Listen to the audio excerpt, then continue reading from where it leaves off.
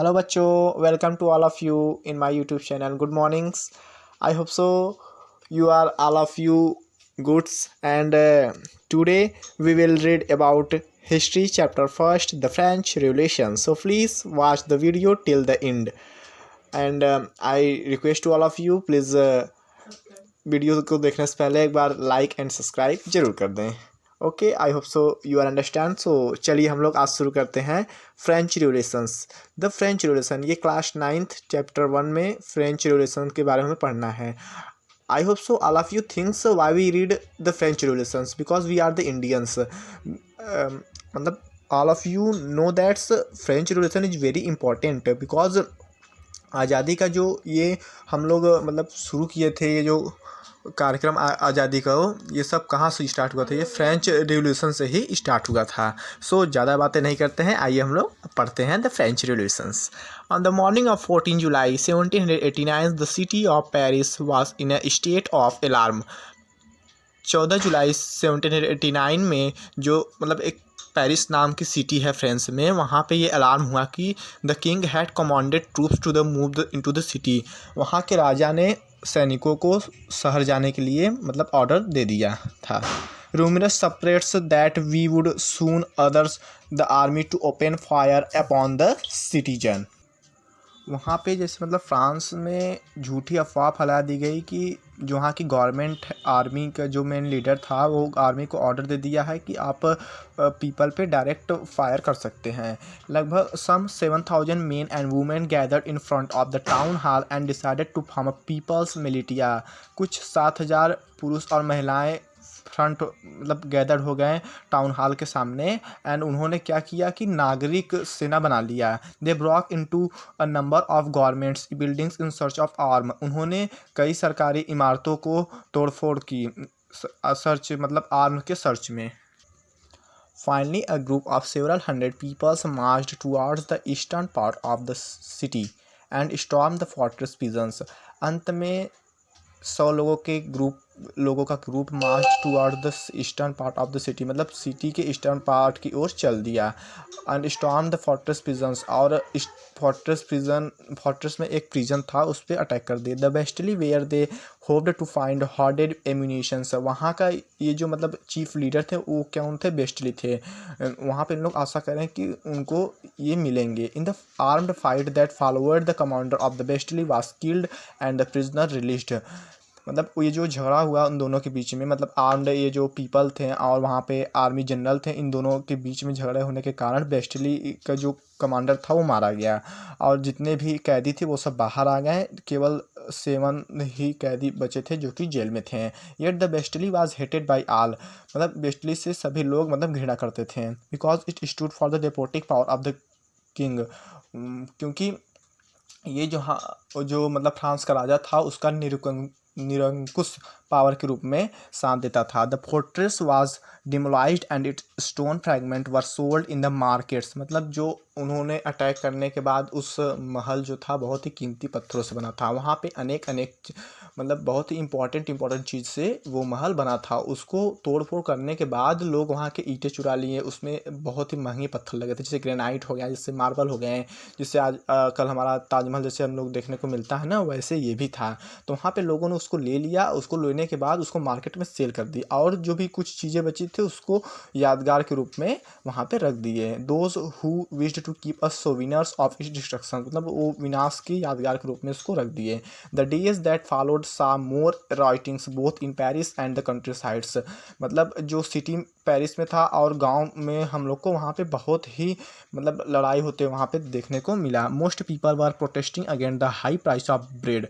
ज़्यादा से ज़्यादा लोग मतलब जो वहाँ पे आटा था और ब्रेड थे उस टाइम उसके खिलाफ प्रोटेस्ट कर रहे थे, उसके प्राइस के खिलाफ. लेकिन मतलब वहाँ पे बहुत ही हाई प्राइस था उस टाइम ब्रेड का. वो चाह रहे थे कि इसकी जो प्राइस है वो थोड़ा कम हो जाए. Much letters when historian looked back upon his times they saw it as the beginning of chain of events that ultimately led to the executions of the kings in France. कुछ समय बाद जब ऐतिहासिक लोग बैक अपॉन दिस टाइम मतलब इस time के पीछे गए पता लगाने के लिए इसमें मतलब हुआ क्या था. They saw it as beginning of the chain of events that ultimately led to the executions of the kings in France. मतलब इस सब के कारण वहाँ क्या था कि वो जो फ्रांस के राजा थे उनको हटाना इनका मेन ऑब्जेक्टिव था इन सब के कारण के पीछे। तो most people at the time did not anticipate it's outcomes. उस समय ज़्यादा से ज़्यादा लोग जो था वहाँ पे एंटिसिपेट इट्स आउटकम्स मतलब उसको आउटकम्स को समझे नहीं। How and they did they happen. अब हम लोग आगे इस चैप्टर के बारे में पढ़ेंगे मतलब ये कैसे हुआ और क्यों हुआ। सो अब हम लोग क्या पढ़ेंगे अगले टॉपिक में, the French society during the late 18th century. Okay, in 1774 Louis 16th of Bourbon family of king ascended the throne of France. 1774 में लुइस 16th के नाम का एक राजा था जो कि बॉर्बन फैमिली से बिलोंग करता था, वो फ्रांस में आया। He was 20 years old and married to the Austrian princess Marie Antoinette. वो जो कि 20 साल का था और उसकी शादी किससे हुई, ऑस्ट्रियन की एक प्रिंसेस नाम की लड़की थी, उससे उसकी शादी हो गई जिसका नाम है Marie Antoinette. Upon his successions the new king founds an empty treasure. मतलब उसके मतलब सक्सेशन के बाद वहाँ पे वो फ्रांस का राजा बन गया जो कि फ्रांस की जितनी भी तिजोरी थी उसे खाली कर दिया। अब हम लोग क्या पढ़ेंगे इस चैप्टर के बारे में, आगे हम लोग पढ़ेंगे कि उस जो राजा था लुइस 16 उन्होंने फ्रांस की तिजोरी को किस तरीके से खाली किया। Okay, long years of wars had drained the financial resource of the France. मतलब लंबे समय के युद्ध के बाद जो फ्रांस की आर्थिक मतलब स्थिति थी वो और जो पैसे की रिसोर्सेज स्रोत था वो कम होने लगा। Added to this was the cost of maintaining an extravagant court at the immense palace of Versailles. Okay, मतलब द कॉस्ट ऑफ मेंटेनिंग मतलब एक जहाँ पे लुइस 16 का जो पैलेस था जिसको हम लोग वर्सलिस के नाम से जानते हैं उसको मेंटेन करने में बहुत सारे पैसे खर्च हो गए हैं। Under Louis 16 France help the 13 American colonies to gain their independence from the common enemy Britain's. मतलब लुइस 16 के अंदर से क्या था ना, जैसे आप लोग देखेंगे कि अमेरिका, ब्रिटेन और फ्रांस ये 3 कंट्री हैं। अब क्या था, फ्रांस के पास में ब्रिटेन लाई करता है। अब ब्रिटेन का अमेरिका से दुश्मनी था और ब्रिटेन का फ्रांस के भी साथ दुश्मनी था। जब दो मतलब एक ही देश के जब 2 दुश्मन थे तो क्या किए उन्होंने दुश्मन मिलके ब्रिटेन पे अटैक कर दिया। अब अमेरिका के साथ उस टाइम ब्रिटेन से मतलब युद्ध टाइप का हो रहा था, तो क्या किए इन लोग, फ्रांस के जो राजा थे लुइस 16 वो कहे अमेरिका से कि आप तो चिंता मत करिए, हम यहाँ से सब भेजते थे। वो यहाँ से मतलब क्या मतलब लोन लेके भी यहाँ से आर्मी भेजे उन्होंने, मतलब फाइनेंशियल कुछ मदद भी की, जिसके कारण हमारे फ्रांस में खुद ही हमें बहुत तकलीफ देखने को मिली। The war added more than a billion livres to a debt that had already risen to more than 2 billion livres।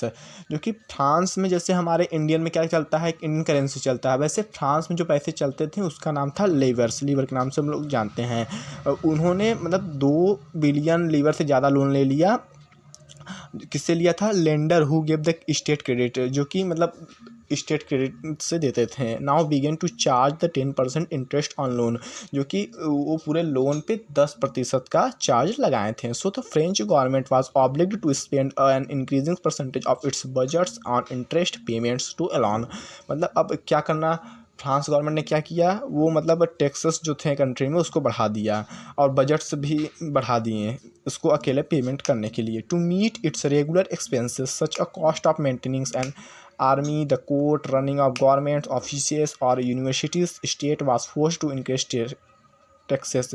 मतलब इसको पूरा करने के लिए जो फ्रांस की गवर्नमेंट थी, जैसे मतलब लुइस 16 जो था वो वहाँ पे ये मतलब उन लोग को अलार्म कर दिया, मतलब सूचित कर दिया कि जैसे आर्मी जो लोग थे, तो जैसे कोर्ट के जो लोग थे, रनिंग गवर्नमेंट जो गवर्नमेंट को चला रहे थे, ऑफिसेस को चला रहे थे, यूनिवर्सिटी को चला रहे थे, उन लोगों को कर दिया कि आप लोग टैक्स को बढ़ा दीजिए। Yet even this measures would not have sufficient. French society in the 18th century was divided into 3 state and only member of the 3rd state paid taxes. Yet the even this measures would not have sufficient, ये जो measures था ये बहुत ही मतलब इतना सफिसाइड नहीं था सबके लिए देना।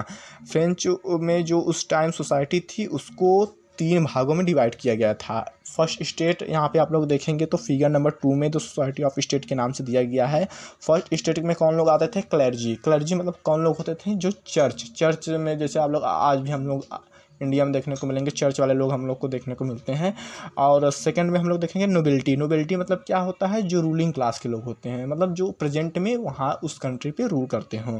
थर्ड स्टेट में कौन लोग आते थे, बिग बिजनेसमैन, मतलब बड़े बिजनेसमैन हो गए, मर्चेंट्स हो गए, कोर्ट्स हो गया, ऑफिशियल्स, लॉयर्स, पीजेंट्स हो गए, आर्टिसियन हो गए, स्मॉल पीजेंट्स हो गए, लैंडलॉर्ड्स, लेबर, सर्वेंट्स। अब पीजेंट्स मतलब किसान होता है, आप लोग जान लीजिए अभी, मतलब आगे आप लोग को दिक्कत नहीं होगा। Okay. The society of the state was part of a feudal system that dated back to the Middle Age। जो मतलब समाज था इस समय का, वो किसका पार्ट था, फ्यूडल सिस्टम। फ्यूडल सिस्टम उस समाज में चलता था। फ्यूडल सिस्टम क्या होता है, फ्यूडल सिस्टम जैसे मतलब अब हमारे इंडिया में जैसे हम लोग देखते हैं एक सेंट्रल गवर्नमेंट होता है, एक स्टेट गवर्नमेंट होता है। अब सेंट्रल गवर्नमेंट के अधीन कई सारे हम लोग देखेंगे तो स्टेट में हम लोग को चीफ मिनिस्टर देखने को मिलते हैं, जो कि सब सेंट्रल गवर्नमेंट के अंडर में ही चलते हैं। वैसे ही उस समय क्या था, जो लुईस 16 था वो मतलब अपने जितना फ्रांस का एरिया था वहाँ पे सबको कैटेगरीज वाइज डिवाइड करके हर एक कंट्री मतलब स्टेट रूप में बना दिया, हर एक प्लेस को, जहाँ पे एक मेन लीडर को बैठा दिया कि आप इस मतलब स्टेट की पूरी देखरेख करेंगे, जितना भी टैक्स होगा आप कलेक्ट करके हमें देंगे। Okay, I hope so you are understand. So चलिए आगे हम लोग शुरू करते हैं।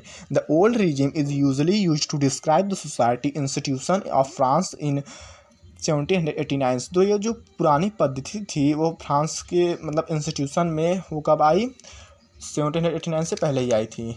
इन figure number 2 show how the system of state in French society was organised.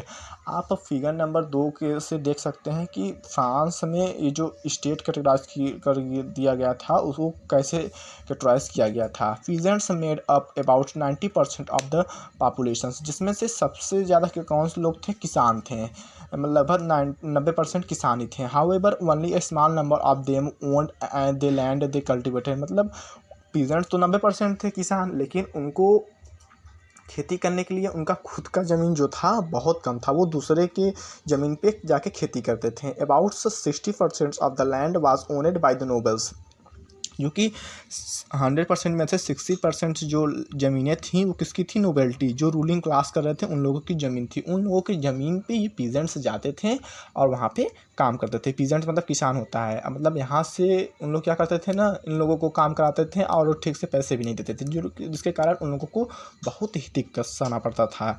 The church and other richer members of the third state, जिसमें church भी लोग भी आते थे और भी कुछ मतलब रिच आदमी आते थे थर्ड स्टेट के।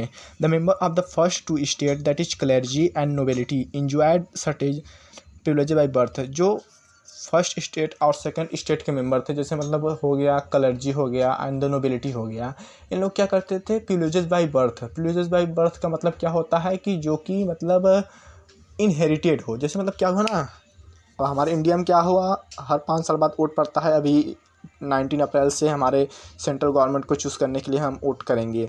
अब यहाँ पे क्या था, पहले फ्रांस में से वैसे वोट का सिस्टम नहीं था। वहाँ पे डायरेक्ट क्या होता था ना कि जैसे मतलब ये समझ लीजिए, अगर राजा का बेटा है तो उसका जो बेटा होगा वो भी राजा बनेगा, फिर उसका जो बेटा होगा वो भी राजा बनेगा। प्रिविलेजेस बाय बर्थ मतलब क्या होता है ना, ऐसे मतलब पीढ़ी दर पीढ़ी चलती रहेगी। वहाँ पे फ्रांस में उस टाइम ये स्थिति थी। The most important of the vast exception from paying taxes to the state. और जो सबसे महत्वपूर्ण वो चीज़ था वो क्या था, मतलब paying taxes to the state, मतलब स्टेट को टैक्सेस पे करना। The nobles for the enjoy feudal privileges, जो कि नोबल्स फिर से जहाँ था फ्यूडल प्रिविलेजेस जो इंजॉय करते थे, मतलब उन लोग टैक्स नहीं देते थे। This included feudal dues which they accepted from the peasants. अब वो ये सब टैक्स किससे लेते थे और किससे देते थे, ये सारा का सारा जो टैक्स फ्रांस में लग रहा था उसको थर्ड स्टेट के लोग दे रहे थे। थर्ड स्टेट में कौन लोग आते थे, जो बहुत ही गरीब होते थे। एक तो बेचारे खुद ही नहीं कमाते थे, ऊपर से उन लोग को इतना देना भी पड़ता था। Peasants were obliged to render service to the lord, मतलब जो ये किसान लोग थे वो आभारी थे, मतलब जो लैंडलॉर्ड बड़े बड़े ज़मींदार लोग थे इन पे आभारी थे। To work to his house and the fields, की उनके घर में काम करने के लिए और उनके खेतों में काम करने के लिए। To serve in the army and to participate in the building roads, जो कि पीजेंट्स को ही आर्मी के रूप में भी बनाया जाता था, और जो ये जो बिल्डिंग बनती थी, सड़कें बनती थी, इनको बनाने के लिए भी पीजेंट्स का ही इस्तेमाल किया जाता था। मतलब पीजेंट्स को ही कहा जाता था कि आप लोग इसको बनाएंगे। Okay, the church too extracted its shares of taxes called tithes from peasants. जो चर्च वाले लोग थे, ये जो क्या किए ना, पीजेंट्स वाले के साथ कहेंगे कि आप लोग तिथ देंगे। तिथ मतलब क्या होता है कि a tax levied by the church comings 1/10 of the agriculture produce. अब तिथ होता क्या है, चर्च वाले क्या कर दिए पीजेंट से कि आप लोग तीस समय देंगे। तीस मतलब होता क्या है, तीस मतलब क्या होता है ना कि जितना भी एग्रीकल्चर से प्रोड्यूस होगा उसका 1/10% आप उसको गवर्नमेंट को देंगे। उस समय में चर्च उस टाइम कौन लेता था, उसे चर्च लेते थे। And finally all member of the third state had to pay taxes to the state. और अंत में थर्ड स्टेट के जितने लोग भी थे वो इस टैक्स को जमा करने लगे। This included a direct tax, जिसमें कुछ मतलब डायरेक्ट टैक्स भी आते थे, कॉल्ड टैली, जिसके हम लोग टैली के नाम से जानते हैं, and a number of indirect taxes, और जिसमें बहुत सारे इनडायरेक्ट टैक्स भी आते थे, which were levied on articles of everyday consumes like salt और tobacco. Which were levied articles everyday consumes like salt and tobacco, उसको भी टैक्स लगता था। The burden of the financing activities of the state through taxes was borne by the third state alones. मतलब ये जो financing activities था, ये सब कौन पे करता था, थर्ड स्टेट के लोग अकेले, जो कि बहुत ही मतलब एक बर्डन टाइप का महसूस करते थे। बर्डन क्या होता है, एक जंजाल टाइप का, कि हम लोग क्यों अकेले टैक्सेस दें। वो लोग तो ऐसा उन लोग क्यों करते थे कि उन लोग पढ़े लिखे नहीं थे और वो लोग बहुत ही गरीब थे उस टाइम। ओके, अब आइए हम लोग आगे इस टॉपिक के सेकंड टॉपिक को पढ़ते हैं, जिसका नाम है द स्ट्रगल टू सर्वाइव। मतलब जीने के लिए उन्होंने क्या क्या सर्वाइव उन लोग को करना पड़ता था। उससे पहले हम लोग देखेंगे कि फिगर नंबर 3 में हम लोग को देखने को मिलेगा एक फिगर। ये फिगर बहुत इंपॉर्टेंट है। ये इस फिगर से हमें काफ़ी सारे मैसेज मिलते हैं। इसमें जो बैठा है वो लुईस ह्यूस्टन राजा हैं।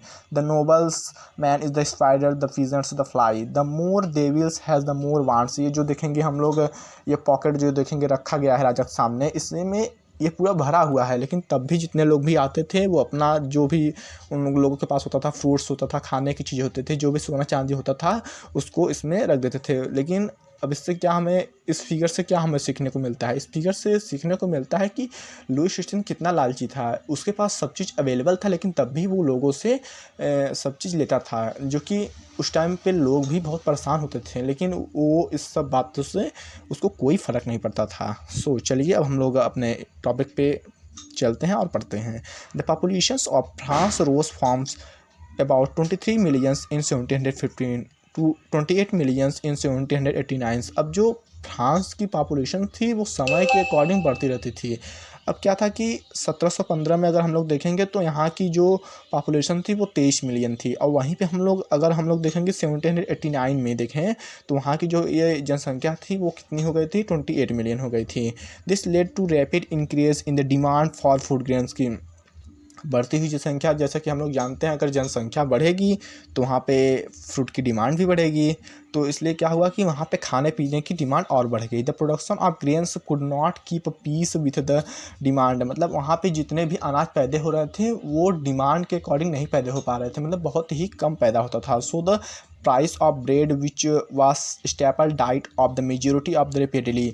और जो कि मतलब प्राइस ऑफ ब्रेड, जो मतलब आटा, उस टाइम ब्रेड को हम लोग क्या कहते हैं, मतलब ब्रेड एक आटे के रूप में था, उसका भी प्राइस जो है मतलब बढ़ गया, क्योंकि उसको मेजोरिटी में लोग खाने लगे, तो इसके कारण उसका प्राइस जो है बढ़ गया। Most worker were employment as labours in the workshop.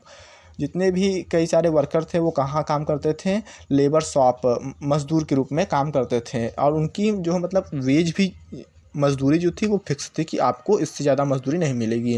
और जानते हैं आप लोग कि जब भी मजदूरी फिक्स करी जाएगी उनकी मजदूरी बहुत कम थी, जिसके उन लोग को मतलब काफ़ी सामना जीवन में करना पड़ता था। But wages did not keep pace with their rise in the prices. मतलब उनकी इतनी कमाई नहीं थी कि वो उस मतलब जैसे प्राइस उस समय के जो सामान थे उसको खरीद सकें। So the gap between the poor and the rich widened. इस कारण क्या हुआ कि जो रिच लोग थे वो और रिच होते गए, जो गरीब लोग थे और गरीब हो गए। इस कारण दोनों में बहुत सारे हम लोग को गैप देखने को मिलेंगे। Things become worse when neighbours drought और हेल रिड्यूस्ड हार्वेस्ट। जब कभी भी अगर सूखा पड़ जाता था या फिर काफ़ी सारी वर्षा हो जाती थी तो क्या होता था ना, फसल और भी ख़राब हो जाते थे। This led to subsistence crisis, जिसके कारण क्या हो जाता था, सब्सटेंस क्राइसिस। अब ये क्या है, सब्सटेंस क्राइसिस क्या है? An extreme situation where the basic means of livelihoods are in dangers. Subsistence crisis मतलब क्या होता है कि जब किसी भी कंट्री के या फिर किसी भी कंट्री के पीपल को बेसिक नीड, मतलब एक बहुत ही साधारण चीज़ जो जीवन में अवेलेबल होती हैं जीने के लिए, जब उस पे संकट की मात्रा आ जाती है या फिर संकट कभी आ जाता है तो उसी को हम लोग सब्सिस्टेंस क्राइसिस के नाम से जानते हैं। Okay, somethings that occur frequently France during the old regimes. उस टाइम क्या था कि हम लोग को फ्रांस में कुछ पुराने पद्धति देखने को मिली। अब हम लोग पढ़ेंगे इसका third 1.2 topic numbers, how a subsistence crisis happen, मतलब सब्सिस्टेंस क्राइसिस कैसे कैसे हुई। अब इसमें हम लोग देखेंगे कि उस टाइम क्या हुआ ना कि पहले एक तो फसल ख़राब हो गया, फसल ख़राब होने के बाद क्या हुआ कि the poorest can no longer buy breads. अब इसमें फसल ख़राब हो गए तो जो कि फूड का प्राइस भी बढ़ गया, जिसके कारण क्योंकि जो गरीब लोग थे वो मतलब लॉन्गर जो आटे थे उसको नहीं खरीद पाते थे, जिसके कारण क्या हुआ कि लोग बहुत परेशानी में आ गए। उसी के बीच में डायसिस एपिडेमिक भी आ गई, कुछ बीमारियां आ गई जिससे लोग बहुत ग्रसित हो गए, जिसके कारण फ्रांस में हमें बहुत ही कठिनाइयां देखने को मिली। The growing middle age envisages and end to privileges. अब आप लोग को हम पहले ही बताए थे, मतलब और हमारे जो ज्योग्राफी के चैप्टर थे उसमें हमने आपको बताया था कि हम लोग को टॉपिक से ही समझ में जाना चाहिए कि इस टॉपिक में हम लोग पढ़ना क्या चाहते हैं। The growing middle class. अब आप लोग सोचेंगे कि मिडिल क्लास क्या होता है। मिडिल क्लास में जैसे जो कुछ एजुकेटेड पर्सन हो, जो पढ़े लिखे हों, उसको हम लोग एजुकेटेड मिडिल क्लास कहते हैं। एंड इन टू प्रिविलेजेस, और वो जो है ये जो क्या था, पीढ़ी दर पीढ़ी सिस्टम था, इसको ख़त्म करने चाहते थे। अब आइए देखते हैं चैप्टर के आगे। In the past, peasants and workers had participated in revolt against increasing tax and food scarcity. अब हम लोग पीछे देखेंगे तो कुछ किसान थे और वर्कर्स थे।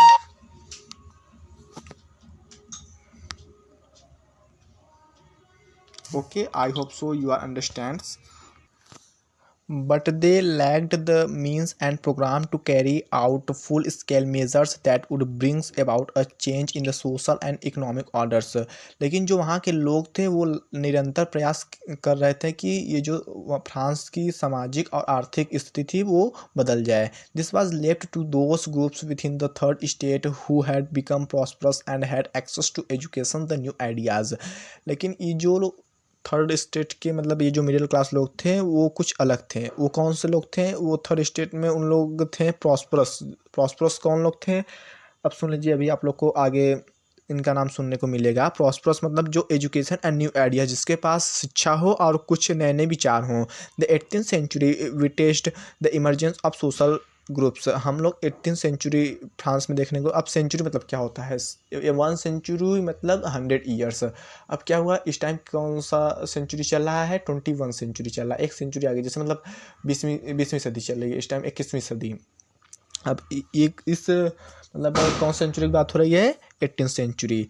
The emergence of social group, जहाँ भी हम जो कि हमें सामाजिक ग्रुप्स देखने को मिले। टर्म द मिडिल क्लास, जो कि हम लोग मिडिल क्लास के रूप में जानते हैं। Who earned their wealth through and expanding overseas trade and for manufacture of goods such as woollens and silk textiles that were either exported or bought by the richer members of the societies.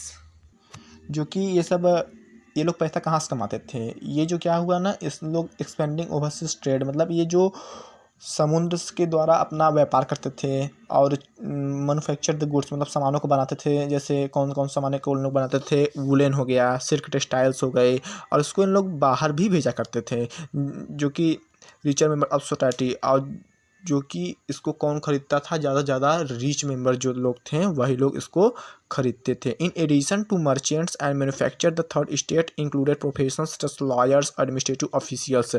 In addition to merchants मतलब व्यापार के रूप में अगर हम लोग देखें तो जो थर्ड स्टेट के लोग थे वो लोग किस में इंक्लूडेड हो गए? मतलब कुछ समय के बाद जब मिडिल क्लास के लोग इमर्ज होने लगे, मतलब जब मिडिल क्लास के लोग ग्रो होने लगे तो उन लोग किस में ज़्यादा पार्टिसिपेट करने लगे, जैसे लॉयर बन के कुछ लोग एडमिनिस्ट्रेटिव फील्ड्स में, ऑफिशियल्स में जाने लगे। All of this were educated and believed that has no group in society to be privileged by birth. वहाँ पे जितने भी एजुकेटेड लोग थे, जितने पढ़े लिखे लोग थे, वो उनका यह विश्वास था कि कोई भी ग्रुप या सोसाइटी ऐसी नहीं होनी चाहिए, सोसाइटी में कोई भी ग्रुप ऐसा नहीं होना चाहिए कि जो कि मतलब प्रिविलेज बाई बर्थ, मतलब जन्म से ही इंजॉय करे और पीढ़ी दर पीढ़ी उसकी सरकार चलनी चाहिए, इसमें उन लोग विश्वास नहीं रखते थे। रैदर अ पर्सन सोशल और positions must depend on it's merit. इसका मतलब उन लोग ये सोचते थे कि ये जो सामाजिक स्थिति है, परिस्थिति है, पोजीशन है, ये किस पर डिपेंड होना चाहिए, मेरिट पे डिपेंड होना चाहिए। Their ideas envisaging a society based on freedoms and equal laws and opportunity for alls. ये जो उनका विचार था, ये सोसाइटी मतलब समाज में एक फ्रीडम एंड इक्वल लॉ, मतलब एक क्या था कि आज़ादी और समान रूप से सबके लिए कानून का एक मतलब विषय बन गया, अपॉर्चुनिटी एक चांस बन गया, जिसके मतलब ये जो आइडिया लाए, ये किसके द्वारा लाया गया, ये थ्री व्यक्तियों के द्वारा लाया गया, जिनको हम लोग फिलोसफर के नाम से जानते हैं। वो उनका नाम क्या क्या है, जैसे जॉन लॉके हो गए, जीन रास्क्यू हो गए, और भी अभी एक लोग को हम लोग आगे पढ़ेंगे। In this two treaties of governments Locke sought to refuse the doctrine of divines and absolute rights to the monarch। Locks ने एक बुक लिखा, कौन सी बुक, उस बुक का क्या नाम है, टू ट्रीटीज ऑफ गवर्नमेंट्स के नाम से उन्होंने एक बुक लिखा, जिसमें उन्होंने बताया कि refuse the doctrine of divines and absolute rights to the monarch. मतलब यहाँ पे मोनार्च मतलब क्या होता है, क्या है मोनार्च, वही बताएं जो प्रिविलेजेस बाय बर्थ एंजॉय करे, उसी को हम लोग मोनार्च कहते हैं। उनका यह मानना था कि इस बुक में उन्होंने ये लिखा था कि सबको एक मतलब इक्वल अधिकार होना चाहिए, मतलब किसी को ये नहीं होना चाहिए कि नहीं ये अगर फर्स्ट स्टेज के मेंबर है तो इनको ज़्यादा अधिकार होगा, ऐसी कोई बात नहीं, सबको इक्वल राइट्स मिलना चाहिए। और वहीं पर राष्ट्रीय अगर हम देखेंगे तो carried the idea forwarded a prospering form of government based on social contrast between people and their representative. उनका यह आइडिया कहना था कि जो ये गवर्नमेंट बनी है, ये समाज से, सोसाइटी से कांटेक्ट में रहे, मतलब ये ना हो कि अपने मन से सब डिसीजन ले ले, ये पीपल को भी जाने, इसको मतलब एक पावर को भी डिवाइड कर दिया जाए कि जिसमें कई पीपल अपना आइडिया दे सकें। Okay, in the spirit of the law Montesquieu proposed a division of power within the government between the legislative, executive and judiciary। और इसी चीज़ को अगर हम लोग देखें तो मॉन्टेस्क्यू जो कि थर्ड फिलोसफर थे, इन्होंने ये कहा कि स्पिरिट ऑफ लॉ मतलब कानून की आत्मा क्या है कि पावर को डिवाइड किया गया जाना चाहिए। जैसे मतलब क्या हुआ कि सभी पावर केवल सरकार के हाथ में ना हो कि सब वो डिसीजन अकेले लेगी, ये काम करने के लिए कुछ मतलब पावर को डिवाइड कर दिया, जैसे लेजिस्लेचर हो गए, एग्जीक्यूटिव हो गया, जुडिशरी में, इन सब के बीच पावर को डिवाइड कर दिया जाना चाहिए। This model of the government was put into force of USA. ये जो गवर्नमेंट का ये मतलब सरकार का जो मॉडल था वो कहाँ पे लाया गया, यूएसए में, वहाँ पे ये हमें देखने को मिला। उस टाइम लोग यहाँ पे इसको देखें।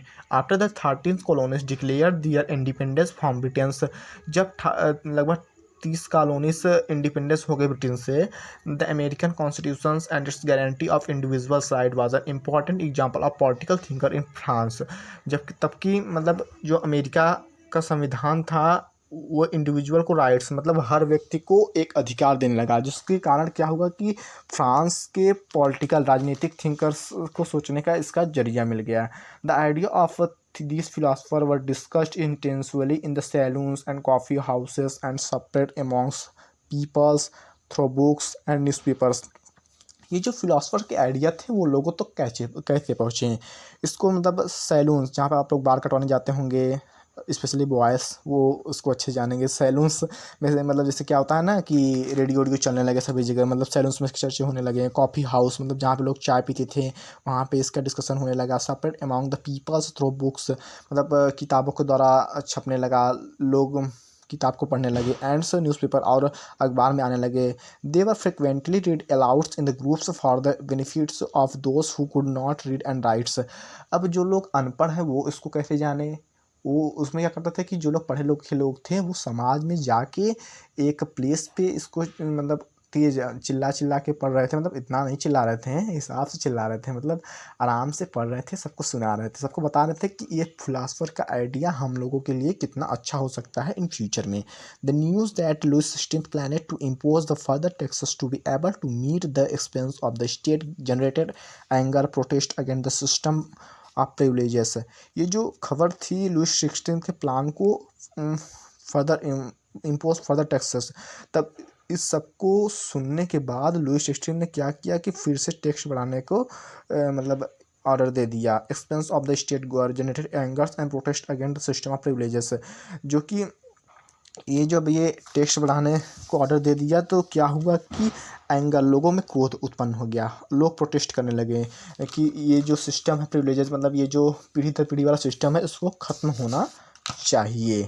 अब हम लोग क्या पढ़ेंगे इस चैप्टर के, हम लोग फर्स्ट ब्रॉड टॉपिक ख़त्म कर चुके हैं। अब हम लोग का है second broad topic, the outbreak of revolution, मतलब क्रांति की शुरुआत और मतलब ख़त्म कहाँ से हुई, वो कैसे ख़त्म हुआ। ओके, तो चलिए हम लोग इसको नेक्स्ट वीडियो में डिस्कस करेंगे। Louis XVI had to increase taxes for reasons you have learned in the previous sections। आपने पिछले भाग में पढ़ लिए थे कि लुईस XVI जो फ्रांस का राजा था उसने मतलब टैक्सेस कैसे बढ़ाया था। How do you thinks he could have gone about doing this, मतलब आप ये कैसे सोचते हैं कि उसने ये सब मतलब कैसे हुआ या फिर कैसे किया। In France of old regimes the monarch did not have the power to impose taxes according to his will alone, मतलब जो फ्रांस में पुराने शासन थे और जो मोनार्च थी उसको यह पावर नहीं था कि वो टैक्सेस अकेले ही बढ़ा दे।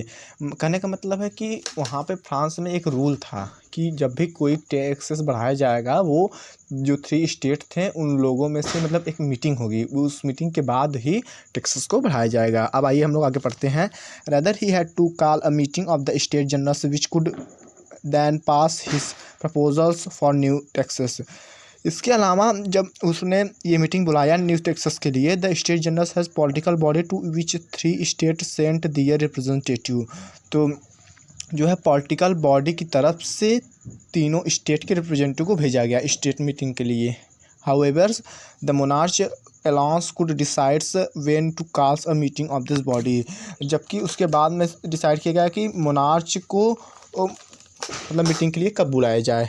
The last time is done वास इन 1614, जो कि हम लोग को ये बहुत बड़ा गैप देखने को मिलता है कि जो फ्रांस में लास्ट मीटिंग बुलाई गई थी वो 1640 में बुलाई गई थी, जो कि बहुत दिनों या फिर बहुत समय के बाद यहाँ पे दूसरी बार जब फ्रांस में मीटिंग हुआ। अब इससे आप लोग को क्या देखने को मिलता है कि वहाँ पे डिक्टेटरशिप था, डेमोक्रेसी नहीं थी। डिक्टेटरशिप मतलब क्या होता है, तानाशाह। तानाशाह क्या होता है कि जैसे वहाँ पे कोई डेमोक्रेटिक गवर्नमेंट नहीं रहेगा, वहाँ पे एक ही गवर्नमेंट रहेगा, वही सब कुछ हैंडल करेगा, मतलब वहाँ पे लोग इक्वलिटी भी महसूस नहीं करेंगे, मतलब अदर कई सारे दिक्कत उनको देखने को मिलेगी। On 5 May 1789 Louis XVI call together an assembly of the state general to pass proposal for new taxes, मतलब 5 मई 1789 को लुईस XVI ने मीटिंग बुलाई। किसके लिए बढ़ाया, किसके लिए उन्होंने मीटिंग बुलाया, टैक्सेस को बढ़ाने के लिए।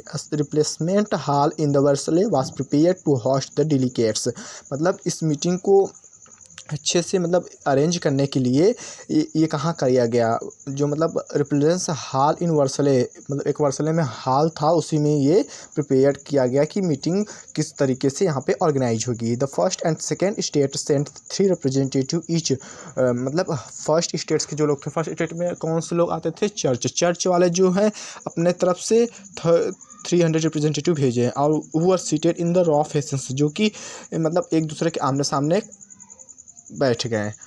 थर्ड स्टेट के लोग क्या करते रहे थे, while the 600 member of third state had to stand at the back, जो 600 मेंबर थे थर्ड स्टेट के वो कहाँ बैठे थे, वो उन लोगों के पीछे खड़े थे। Peasants, artisans and womens were denied entry to assembly, जो किसान थे, जो मतलब चित्रकार थे और जो महिलाएं थे उनको असेंबली में आना मना था, उस सभा में आना मना था। हाउएवर जबकि their grievances and demand were listed in some 14,000 letters which the representative had brought with thems, और जो कि थर्ड क्लास के लोग थे वो लगभग 40,000 अपने मतलब वो लेकर आए थे। लेटर्स लेकर आए थे एक्सेप्ट कराने के लिए। Voting in general states general in the past had been conducted according to the principles that each state had one vote. Voting जो होता था वो स्टेट जनरल्स के मतलब अगर पिछले हम लोग जैसे 1614 में वहाँ पे सबसे पहले क्या हुआ था, वोटिंग पर हुआ था, तो उसमें क्या देखने को मिलता था कि हर एक पर्सन को एक वोट देने का अधिकार था। लेकिन जब इस समय क्या हुआ, this time Louis 16 was determined to continue the same practice. इस समय भी लुइस 16 ने उसी हिसाब से वोट कराना चाहा, but the member of third state demanded that voting now to be conducted by the assembly as a whole where each members would have one vote. लेकिन जो थर्ड स्टेट के मेंबर थे वो लोग क्या करना चाहते थे कि हम लोग को भी इक्वल वोट का अधिकार दिया जाए, मतलब एक व्यक्ति का एक वोट रहेगा। This was one of the democratic principles but forwarded by philosopher like Rousseau in the book of social contrast। ये जो क्या हुआ ना डेमोक्रेटिक प्रिंसिपल्स जिसके द्वारा फॉलो किया गया, ये जो फिलासफर थे रॉस्क्यू, तो सोशल कॉन्टेस्ट, उनके कॉन्टेस्ट में ये बताया गया था कि सभी पर्सन के लिए मतलब इक्वल वोटिंग होना चाहिए। ये जो अभी हमने पिछले वाले सेक्शन में पढ़े ना कि जो फिलासफर्स आए थे तीनों, उसमें से एक फिलासफर थे रॉस्क्यू नाम से, जिन्होंने अपना एक मतलब आइडिया दिया था कि हर पर्सन को एक वोट देने का अधिकार होना चाहिए। When the king rejected this proposals member of the third state walked out the assembly in protest. जब मतलब वहाँ पे क्या हुआ कि जब वहाँ के राजा लुइस 16 ने मना कर दिया कि नहीं, हम ये आपकी बात नहीं मानेंगे, तब क्या हुआ कि उन लोग प्रोटेस्ट करने के लिए सभा से बाहर निकल गए। अब यहीं से क्या हुआ, नाउ रिवॉल्यूशन स्टार्ट, यहीं से क्रांति शुरू होती है। अब आइए हम लोग आगे पढ़ते हैं कि मतलब क्या क्या हुआ रहता है। Their representative of the third state viewed themselves spokens for whole French nations. जो रिप्रेजेंटेटिव थे थर्ड स्टेट के, वो उन्होंने देखा कि वे खुद spokesman for the whole French nations, मतलब वो पूरे फ्रेंच कंट्री से ही बिलोंग करते थे। On 20 June they assembled in the hall in the indoors tennis court in grounds of Versailles. मतलब 20 जून को जो असेंबली हॉल था इंडोर टेनिस कोर्ट्स जहाँ पे उसके बगल में था, they declared themselves national assembly and swore not to disperse till they had adopted a constitution for France that would limit the power of the monarch. मतलब वहाँ पे ये डिक्लेयर कर दिया गया कि नेशनल असेंबली ये कसम खाती है, और जो थर्ड स्टेट के लोग थे वो वहाँ पे क्या हुआ था कि टेनिस का एक ग्राउंड था जो कि वर्सले पैलेस के बगल में था। वहाँ पे क्या हुआ कि वहाँ पे जो थर्ड स्टेट के लोग थे उन्होंने कसम खाया कि एक दिन हम राजा के गले में कॉन्स्टिट्यूशन की घंटी जरूर बांधेंगे। They would the power of the monarch, मतलब जो ये मोनार्च का ये जो पावर है उसको लिमिट में करवा देंगे। दे वर लेड बाई, मतलब इसको इन लोगों को लीड कौन कर रहा था, जिसमें दो लीडर थे, इनका नाम था मिराबियो एंड एबिशियस। ओके, अब मिराबियो कौन था, मिराबियो जो था कि वो was born in noble family, मतलब वो सेकंड स्टेट का आदमी था, but was convinced to need to do away with the society of the feudal privileges. लेकिन वो थर्ड स्टेट के मेंबर के लिए काम कर रहा था, उनके फ्यूडल प्रिविलेजेस को मिटाना चाहता था। Okay, I hope so you are understand.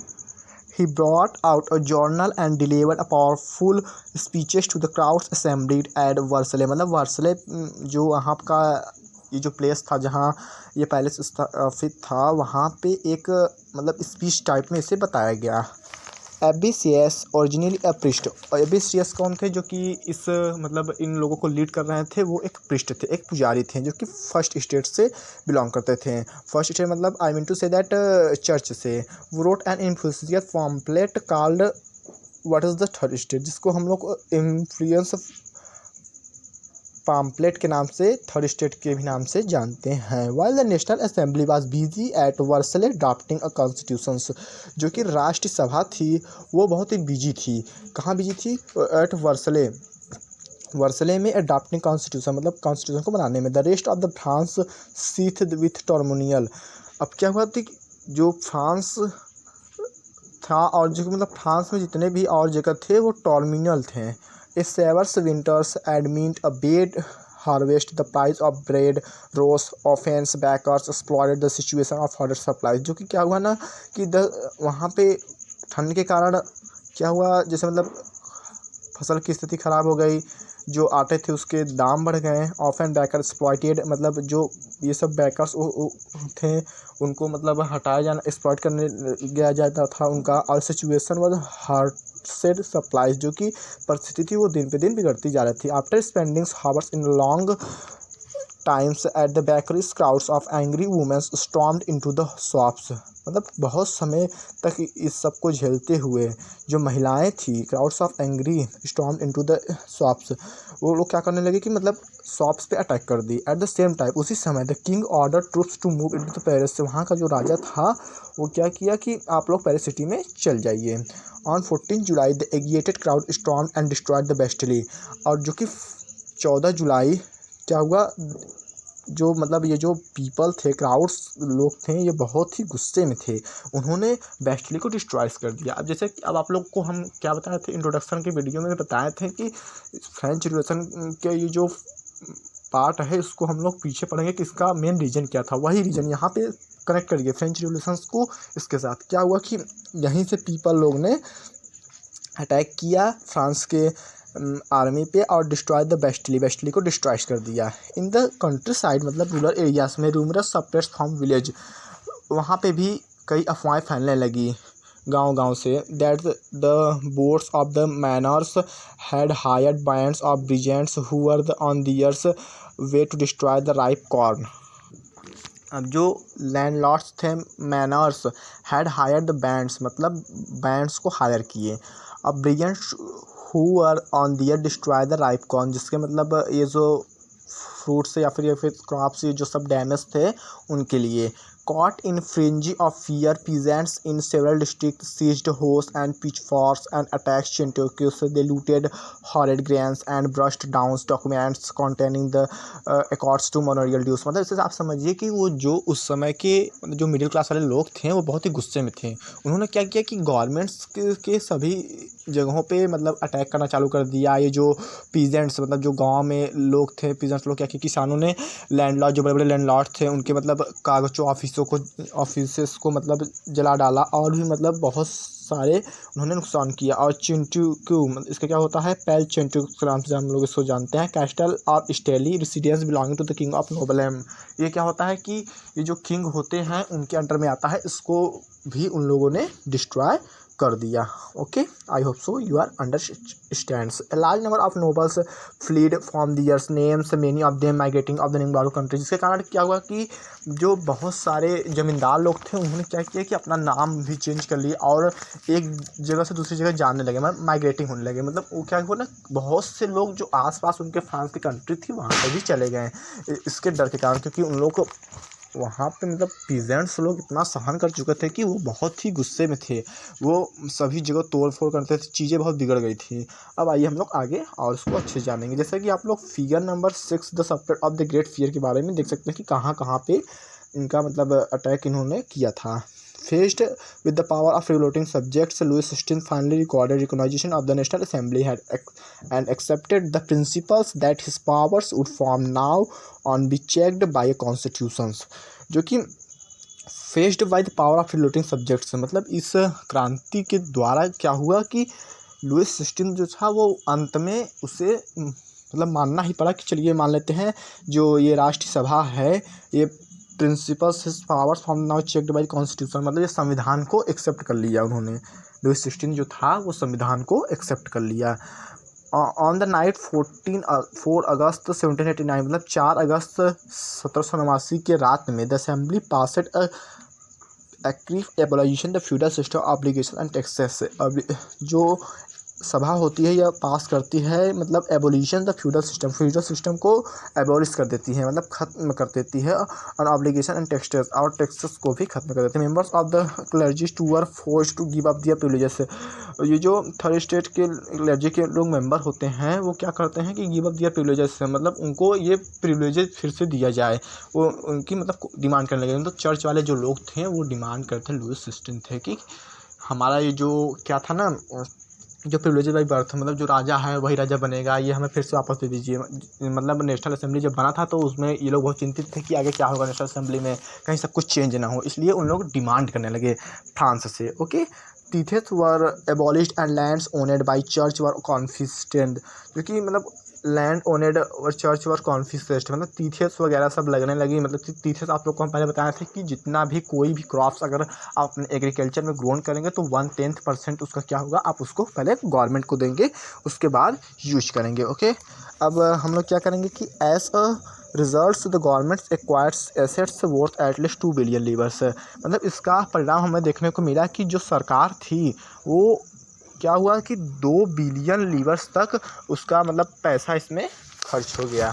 Okay, अब हम लोग आगे वाले सेक्शन में पढ़ेंगे France become a constitutional monarchy, मतलब ये जो फ्रांस था वो संविधानिक एक देश कैसे बना। मोनार्ची मतलब आप लोग तो जानते हैं, मोनार्ची मतलब प्रिविलेजेस बाय बर्थ, जो कि जन्म जात से ही चला आता हो, जैसे मतलब पीढ़ी दर पीढ़ी, जैसे राजा का बेटा अगर हुआ तो वो भी राजा बनेगा, फिर उसका बेटा भी राजा बनेगा, इसी को हम लोग क्या करते हैं, मोनार्च कहते हैं। The national assembly completed the draft of the constitution in 1789, जो राष्ट्रसभा था वो कम्प्लीटेड कॉन्स्टिट्यूशन पूर्ण रूप से संविधान के रूप में कब बना, 1791 में, मतलब फ्रांस में पहली बार संविधान आ गया। खुशी है, खुशी की बात है, लड्डू खिलाओ सबको, ऐसी बात नहीं है। देखो क्या होता है ना, फ्रांस में 2-3 बार कॉन्स्टिट्यूशन बनती हैं, मतलब ये कॉन्स्टिट्यूशन तो बन गया था, अच्छी बात है, बट कुछ समय के बाद क्या हुआ ना, ये कॉन्स्टिट्यूशन को चेंज किया गया। आइए हम लोग उसको आगे पढ़ते हैं। Its main objective was to limit the power of monarch, इस मतलब कॉन्स्टिट्यूशन तो बन गया लेकिन इसका मेन उद्देश्य क्या था, इसका मेन उद्देश्य था कि जो मोनार्च का जो पावर है उसको मतलब एक नियम में रहना चाहिए ना, तो कोई चीज़ लिमिट में हो तो अच्छी हो, अगर लिमिट से ओवर हो रहा है तो उसके लिए बहुत ही डेंजर हो सकता है।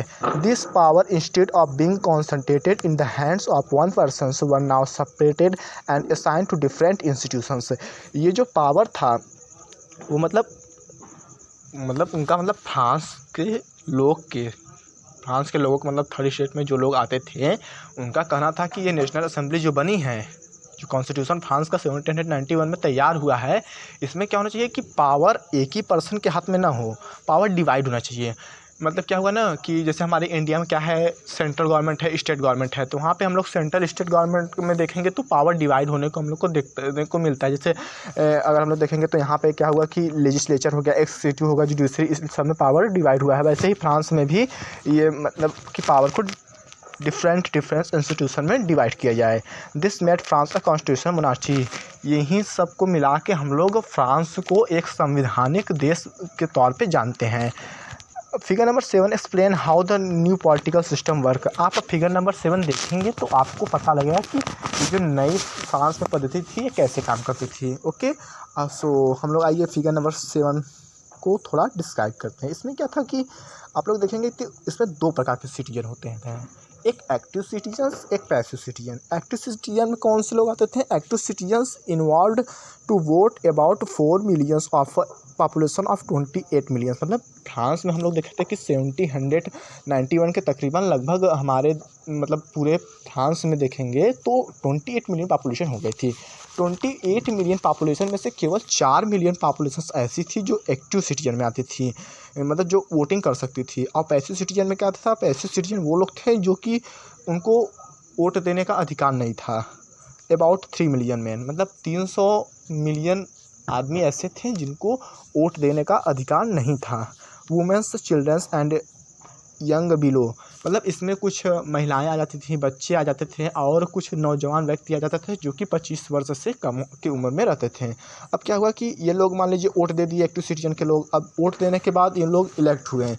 इलेक्ट होने में मतलब इलेक्टर्स वोटिंग राइट मतलब टोटल कितने पर्सन बने, 50,000 लोगों ने वोटिंग राइट को वोटिंग दिया। अब इसके बाद क्या हुआ कि नेशनल असेंबली बनाई गई। नेशनल असेंबली में फ्रांस में पहली बार जब नेशनल असेंबली बनाया गया था तो उसमें 145 मेंबर्स थे। उसके बाद क्या हुआ, अब नेशनल असेंबली को कंट्रोल कौन करता था, मेन लीडर उसका कौन था, मेन लीडर तो उसका किंग थे, और किंग के अलावा और भी उसमें कुछ मिनिस्टर्स टाइप के थे, और दूसरी तरफ हम लोग जज को भी देख लेंगे कि वो एक जुडिशरी टाइप की भी थी। ओके, आइए हम लोग आगे पढ़ते हैं। The constitution of 1791 vested the power to make the law in the national assembly, ये जो संविधान है 1791 का मतलब फ्रांस का, ये जो मतलब फ्रांस में कानून नियम बनते हैं ये नेशनल सभा में मतलब क्या हो गया कि एक तरफ से अलाउ कर दिया गया कि अब फ्रांस में ऐसे ऐसे रूल्स हैं। ओके, ये वो लोग थे जो मतलब वोटेड फॉर ग्रुप ऑफ इलेक्टर, मतलब इलेक्टर के ग्रुप को वोट करते थे, मतलब असेंबली को बनाने में सहयोग करते थे। Not of age who paid taxes equal at least 3 days of labours abuse, मतलब जितने भी मतलब वोटिंग देने का अधिकार किसको था? वोटिंग देने का अधिकार जैसे मतलब जो आदमी 25 वर्ष के ऊपर हैं और जिसको who paid taxes equal to be at least 3 days of labour wage, मतलब वहाँ पे एक रूल था फ्रांस में कि आप 3 दिन की मजदूरी में से आप उनको टैक्स के रूप में देंगे। Were given status for active citizens, उन्हीं लोग को एक स्टेटस दिया जाता था एक्टिव सिटीजन का। अब हम लोग जैसा कि जानते हैं फ्रांस में क्या था कि जितने लोग एक्टिव सिटीजन के अंदर आएंगे वही वोटिंग करेंगे। ओके, आगे पढ़ते हैं। That is they were entitled to vote, मतलब उनको वोट देने के लिए आगे भेजा जाता था। The remaining men and all womens were classed a passive citizens, और जो बच्चे कुछ आदमी रहते थे और महिलाएं रहते थे उनको पैसिव सिटीजन्स के रूप में वोट देने का अधिकार नहीं दिया जाता था। To qualify an electors and then members of assemblies a man had to belong to the highest bracket of tax payers, मतलब क्वालिफाई द इलेक्टर्स मतलब जितने भी पढ़े लिखे लोग थे वो भी असेंबली में जुड़े। And man who had belong to the highest bracket of tax payer, और जो कि जो हाईएस्ट टैक्स पे कर रहे थे उन लोगों को भी इस सभा में रखा गया। The constitution began with declaration of rights and man rights of man and citizens. ये जो कॉन्स्टिट्यूशन का डिक्लेरेशन हुआ उसमें मतलब आदमी के अधिकार और सिटीजन्स के अधिकार के रूप में इसे दर्शाया गया। राइट्स सच एज मतलब अधिकार, जैसे मतलब कुछ अधिकार इस कॉन्स्टिट्यूशन में कौन कौन से तरीके के अधिकार थे, जैसे हम लोग देखेंगे तो राइट टू लाइफ मतलब जीने का अधिकार, फ्रीडम ऑफ स्पीच मतलब खुले मन से बोलने का अधिकार, फ्रीडम ऑफ ओपिनियन मतलब अपने विचार को प्रस्तुत करने का अधिकार, इक्वलिटी बिफोर द लॉ मतलब क्या हुआ कि नियम सबके लिए का नियम कानून एक रहना चाहिए। Ever established as a natural inalienable rights, ये दर्शाया गया, ये लाया गया कि ये जो है नेचुरल इनेबल्स राइट्स के तौर पे है। That is they belong to each human beings birth and could not be taken away, जिसका मतलब था कि हर they belong to each human मतलब प्रत्येक मानव जाति जो है वो बर्थ से ही नहीं होना चाहिए, मतलब उसको taken not be taken away, उसके मतलब जन्म से ही नहीं लेना चाहिए, उसको मतलब अपने मेहनत पे करें, लोग इलेक्ट करें, उसके बल पे उसको राजा बनाना चाहिए। मतलब इस सबसे आप समझिए कि जो फ्रांस की ये 1791 की कॉन्स्टिट्यूशंस थी इसका मेन ऑब्जेक्टिव क्या था, और हम आप लोग को एक कहानी के तौर में बताएंगे, क्योंकि आप लोग ये बुक में तो लिखा है आप लोग भी जान लेंगे, लेकिन आप लोग को थोड़ा और इंटरेस्ट और मज़ा आएगा। अब सुनिए आप लोग, इसमें क्या था कि इसका मेन ऑब्जेक्टिव ये था कि जितने भी फ्रांस में मिडिल क्लास लोग थे थर्ड स्टेट के, उनका कहना था कि आप लोग हमें सही तरीके का अधिकार दीजिए, सबको इक्वल राइट दीजिए, मतलब सबको हर चीज़ के राइट्स की बात की गई है। और उन लोग का ये भी कहना था कि पावर को डिवाइड करिए। पावर को डिवीज़न का मतलब है कि आप तो कोई भी पर्सन अकेले कोई काम नहीं करेगा, पावर्स को डिवाइड करिए, जैसे मतलब जुडिशरी के रूप में, एक्सिक्यूटिव के रूप में, इन सब के रूप में पावर को डिवाइड कर दीजिए। उसके बाद उनका कहना था कि यहाँ पे ऐसा नहीं, मोनार्च वाला सिस्टम ख़त्म करिए। मोनार्च वाला सिस्टम से मतलब क्या है कि यहाँ पे प्रिविलेजेस बाय बर्थ नहीं चलेगा, कि जैसे मतलब एक राजा है उसका बेटा भी राजा बनेगा, ये सब सिस्टम को ख़त्म करिए। यहाँ पे जो भी रूलर्स बने, जो भी गवर्नमेंट बने, जो भी सरकार बने, वो लोगों को चॉइस के द्वारा बने। ये ऐसा नहीं है कि ऐसे ही हो गया डिक्टेटरशिप, तो मतलब तानाशाह के रूप में तो आ ही जाएगा। ये सब ऑब्जेक्टिव थे फ्रांस के, ओके, कॉन्स्टिट्यूशन के। It was the duty of the state to elect the citizen of naturalize, जैसा कि हम लोग को बताएं कि मतलब ये एक ड्यूटी टाइप का है हर एक सिटीजन का, जो कि वहाँ पे फ्रांस में रहते हैं। अब आप लोग ये बगल में देख लेंगे तो इस फिगर में आप लोग को कुछ दिखाया गया है, उसमें हम लोग देखेंगे कि आगे डिस्कस करते हैं इस फिगर में क्या क्या है। अब रीडिंग पॉलिटिकल सिंबल, हम लोग इसके राजनीतिक मतलब कुछ सिंबल्स को पढ़ेंगे। अब इस सिंबल्स को हम लोग क्यों पढ़ेंगे, आइए हम लोग इसको पढ़ते हैं। The majority of the men and women in the 18th century could not read at night, मतलब जो कि ज़्यादा से ज़्यादा लोग 18th सेंचुरी में थे, पुरुष और महिला, वो सब पढ़ लिख नहीं पाते थे। So images and symbols were frequently used instead of printed words to communicate important ideas. इसलिए जो इमेजेस मतलब चित्र थी और भी कुछ सिंबल्स थे वो instead of painted words to communicate, मतलब उनको बातचीत करने में और मतलब एक आइडिया के रूप में उनको दिख जाता था कि ये क्या कहना चाहता है। ये सबको सिंबल दे दिए। सब क्या हुआ ना कि अगर आप लोग कहीं भी कमल देख लेंगे या फिर कोई भी कमल देख लेगा तो जानता जाता है कि ये बीजेपी का सिंबल है। वैसे उस टाइम भी फ्रांस में अनपढ़ लोगों के लिए ये सिंबल ला गया। सिंबल लाया क्यों जाता है? जैसे हम लोग क्या करते हैं जानते हैं कि अगर आप लोग देखेंगे रेलवे ट्रैक पे भी सिंबल होते हैं, लाइट्स के सिंबल होते हैं, वहीं पे बहुत सारे सिंबल हम लोग को देखने को मिलेंगे। तो सिंबल इसलिए लाए जाते हैं क्योंकि जो अनपढ़ लोग हैं उन लोग कैसे समझेंगे। जब सिंबल होगा उन लोगों के पास तो उन लोग ये चीज़ों को एनालाइज कर पाएंगे, समझ पाएंगे। उनके लिए समझना बहुत ही जैसे मतलब मुश्किल बात होता है कि हम लोग कैसे समझें, इसलिए अनपढ़ों के लिए सिंबल ही बहुत ही इम्पोर्टेंट होता है।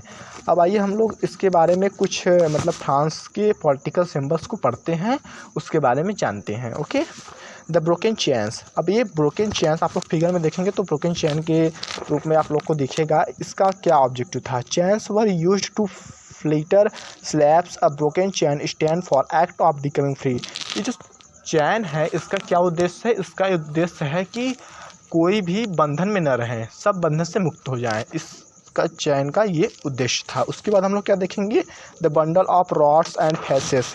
इस फिगर में आप लोग देखिए इसमें क्या मिलेगा? एक बंडल रॉड्स का वुड का मिलेगा, उसके ऊपर फैसेस हम लोग को देखने को मिलेगा। One rod can be easily broken but not entire bundle. Strength life in unity. मतलब इसके कहने का अर्थ है कि जब तक लोगों को एकजुट नहीं करेंगे तब तक हम कोई भी डिसीजंस अच्छे से नहीं ले सकते हैं। अब इसमें देखेंगे एक triangular I with in a triangular radiating slides. मतलब ये जो आँख है और जिसके अगल बगल रेडिएटिंग लाइट हो रही है, इसका क्या मतलब है? The all seeing I stand for knowledge की। इसका मतलब है कि सबको नॉलेज दीजिए, ज्ञान दीजिए। ज्ञान देने को मतलब ये मत कहिए कि ये थर्ड स्टेट का है तो उसको नॉलेज नहीं मिलेगा। क्यों नहीं मिलेगा भाई? सबको नॉलेज मिलेगा, सब तो हैं। All we are the peoples, humanities. मतलब क्या होता है ना एक तो आदमी का रिश्ता होता है, वो तो सभी लोग जानते हैं, लेकिन ये भी ज़रूरी है मानवता की। बस देखिए सबको एक नॉलेज एक ऐसी चीज़ है कि जो सब व्यक्ति को महान बना सकता है। The rays of the suns will drives away the cloud of ignorance. ये जो सन की किरणें हैं वो इग्नोरेंस, क्लाउड ऑफ इग्नोरेंस मतलब ये जो बुराई है वो उसको छुपाता है या फिर दूर करता है। अब स्क्रैप्चर से हमें क्या पता लगता है? Symbol of royal powers. ये जो है रॉयल पावर्स का सिंबल था। अब ये रिंग हम लोग को देखेंगे जिसमें देखेंगे कि एक सांप अपने पूंछ को क्यों खुद ही खा रहा है। उसको सांप ने अपने पूंछ को क्यों खा रहा है? Snake bitings its tails to form a rings. Symbol of eternity. A rings has neither begins to end. मतलब इस रिंग का क्या तात्पर्य है कि सांप अपने पूंछ को खुद खा रहा है। इसका अर्थ ये है कि रिंग का न तो कभी शुरुआत होता है न तो कभी एंड होता है। ओके, अब यहाँ पे आप लोग देखेंगे तो क्या हम लोग को देखने को मिलेगा? Red Phrygian cap. इस कैप से क्या अर्थ है? ये कैप आप लोग आगे पढ़ेंगे, ये इम्पोर्टेंट है। इससे एक नंबर का एमसीक्यू भी बन सकता है, इसलिए इसको ध्यान में रखिए। इस कैप से हम लोग लिबर्टी मतलब आज़ादी को दर्शाते हैं, फ्रीडम को दर्शाते हैं। रेड कैप इसको जो लोग पहन लेते हैं उनको माना जाता है कि यहाँ ये आज़ाद हैं, उनके ऊपर कोई किसी भी तरह का बाउंडेशंस नहीं है। Caps Warne bye slabs upon becoming free. इस कैप्स को स्लैब के द्वारा पहना जाता है जिसको हम लोग बाद में आज़ादी के रूप में जानते हैं। अब हम लोग देखेंगे कि एक वुमेन बैठी है जो कि ब्लू वाइट रेड ड्रेस में है। The national colour of France. ये जो है फ्रांस के नेशनल कलर्स हैं ये 3। इसको याद रखिएगा, कभी भी एमसीक्यू में आ सकता है। Blue white red. ओके, और ये जो हम लोग देखेंगे तो विंगेड वुमेन एक महिला दिख रही है जिसने पंख लगाया हुआ है, मतलब वो उड़ने का प्रयास कर रही है। Okay, the personification of the law. ये कानून के पर्सोनिफिकेशन के रूप में हम लोग को देखने को मिलेगा। The law tables. अब कानून के कुछ टेबल्स हैं। ये कौन से टेबल हैं? The law is the same for all and all equal before it. मतलब कानून सबके लिए एक बराबर है। किसी के लिए कानून ये ना हो कि कानून मतलब इनके लिए बहुत ही, ये अगर फर्स्ट स्टेट के सेकंड स्टेट के मेंबर है तो इनके लिए कानून डिफरेंट होगा। सबके लिए कानून इक्वल होना चाहिए। ये भी इस पॉलिटिकल सिंबल के रूप में हमें दर्शाया गया था। Okay, so thank you. अब हम लोग पढ़ेंगे नेक्स्ट टॉपिक्स मतलब इस चैप्टर का सेक्शन नंबर 3, जिसका नाम है France abolishes monarchies and become a republic. Okay. The situations in France continued to be tense during the following years. मतलब पिछले कुछ साल से फ्रांस की जो स्थिति थी वो बहुत ही चिंताजनक करने वाली थी। Although Louis XVI has signed the constitutions, he entered into secret negotiations with the kings of Prussia। मतलब जब लुइस 16 जो राजा था वहाँ फ्रांस का, जब वो कॉन्स्टिट्यूशन को मतलब साइन करके कह दिया कि हाँ चलिए फ्रांस एक कॉन्स्टिट्यूशनल मोनार्ची बन चुका है, तब उसने क्या किया कि वो जो एक सीक्रेट नेगोशिएशन था कि प्रूसिया के जो किंग थे उनके साथ सीक्रेट नेगोशिएशंस में इंटर कर गए। Rulers of the other various countries too were worried by the developments in France and made plans to send troops to put down the events that had been taking place there since the summer of 1789। मतलब जो कुछ आस पड़ोस वाले देश थे वो इस बात से चिंतित थे कि फ्रांस में विकास धीरे धीरे बढ़ रहा है, और उन्होंने एक प्लान बनाया कि troops to puts down the events, मतलब यहाँ पे कुछ घटनाएं घटित कर दिया जाए। और ये जो कहाँ पे करने को उन लोगों ने प्लान बनाया है, सिंस द समर ऑफ 1789, मतलब समर 1789 में इन लोगों ने प्लान बनाया। Before this could happens the national assembly voted in April 1792 to declare war against Prussia and Austria. इन सब करने से पहले जो नेशनल असेंबली बनाई गई थी कॉन्स्टिट्यूशन मोनार्ची के द्वारा, उन्होंने खुद एक प्लान करके वोटिंग कराया। वोटिंग कराने के बाद क्या कहा गया है कि आप लोग प्रूसिया और ऑस्ट्रिया पे वार करिए। Thousand of volunteers thronged from provinces to join the army. लगभग हजारों वॉलंटियर्स थे, उन्होंने आर्मी की सेना को ज्वाइन कर लिया। They saw this as a war of people against kings and aristocratics all over Europe. ये मतलब हमें जो ये पूरा युद्ध हुआ, ये हमें देखने को मिला कि ये किसके खिलाफ था।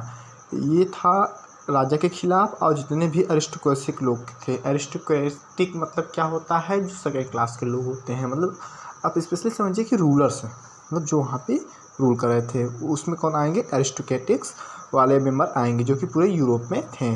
Among the patriotic songs they sang was the Marseillaise composed by the poet Roget de Leslie.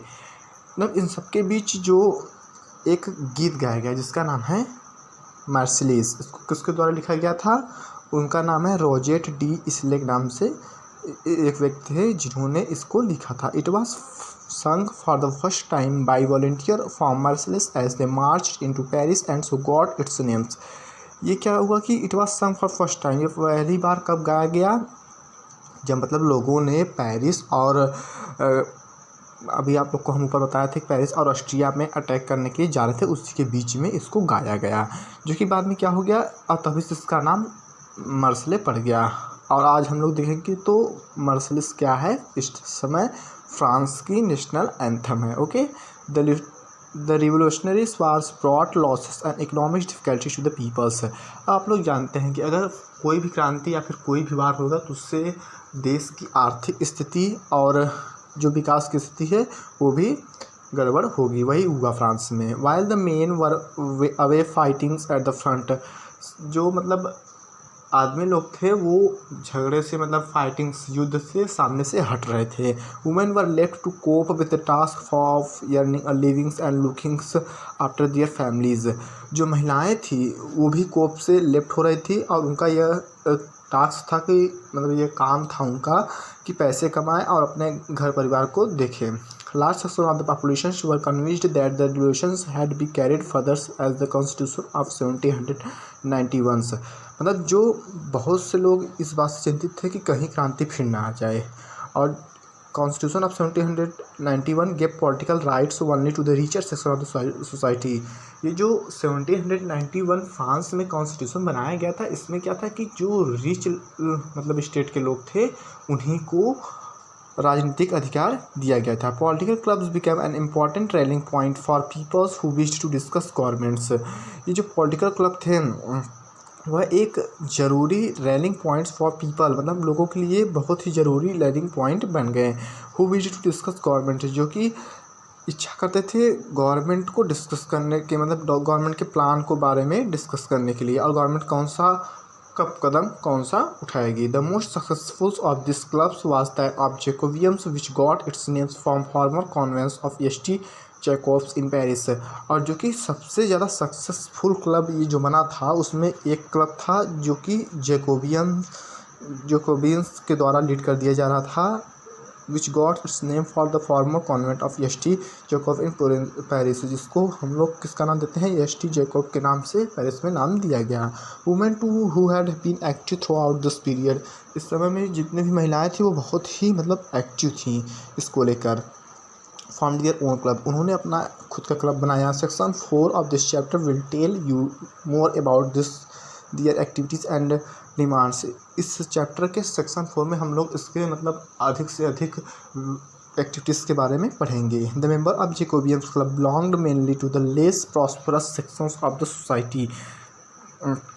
क्या हुआ कि द मेंबर्स, आप लोग तो जानते हैं जो जैकोबियन क्लब के मेंबर थे वो कहाँ से बिलोंग कर रहे थे, ये लोग थर्ड स्टेट से बिलोंग कर रहे थे। थर्ड स्टेट में कौन से लोग, प्रॉस्परस लोग, जो कि थोड़े पढ़े लिखे थे और थोड़े मतलब उन लोगों के पास नए नए विचार भी थे। दे इंक्लूडेड ए स्मॉल शॉपकीपर, जिसमें कुछ छोटे मोटे दुकानदार भी थे, कुछ आर्टिसियंस भी थे, कुछ शूज बनाने वाले थे, पेस्ट्री कुक्स थे, वॉच मेकर्स थे, प्रिंटर्स थे, एज वेल एज सर्वेंट्स थे, मतलब कुछ नौकर्स भी थे, एंड डेली वेज वर्कर, और कुछ रोज के मजदूर भी थे। दियर लीडर्स वाज मैक्सिमिलियन रोबेस्पायर, जिसके जो मेन लीडर थे वो कौन थे, मैक्सिमिलियन रोबेस्पायर के नाम से थे। A large group among Jacobian decided to start wearing long stripe trousers similar to those worn by dock workers. अब क्या हुआ कि ये जो जैकोबियन का जो ग्रुप था, इसमें जैकोबियन जो लीड कर रहा था उन लोगों को, उन्होंने ये डिसाइड किया कि हमारा ये जो ग्रुप है वो बहुत ही, आप लोग फिगर में देखेंगे तो आप लोग को दिखेगा कि हम लोग लॉन्ग ट्राउजर्स के रूप में पहनेंगे, जो कि लार्ज ग्रुप वाले पहनते थे डॉक वर्कर्स की तरह। This was set themselves apart from the fashionable section of the society.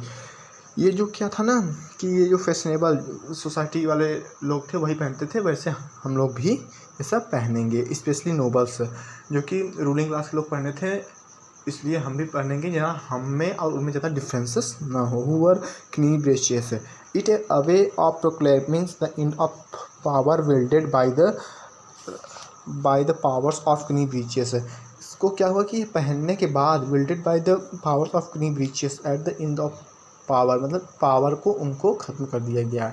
This Jacobians comes to be known as the culottes, literally meanings those without keen breeches. इस जैकोबियन को हम लोग किस नाम से जानते थे, क्लूटोस के नाम से।